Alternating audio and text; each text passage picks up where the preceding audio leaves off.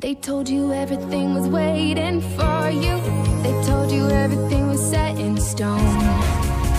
You're loyal, you rebel, you're more than one together. However you go, ever and ever after high.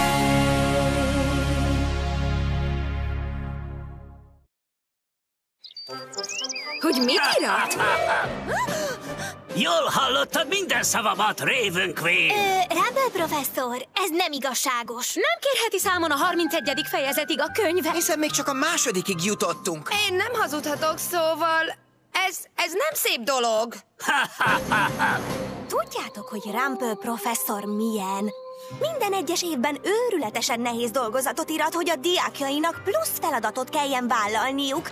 Aranyfonalat szülnek neki a pincében. Mindjárt holnap lesz, már is szálkás lettem az idegességtől. Én felkészíthetlek titeket. Az operencián túl is tanulással tölteném az időmet. Mennyire szuper vagy?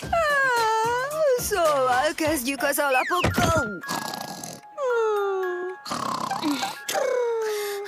Ha nem tudjuk felébreszteni, tutira meg fogunk bukni.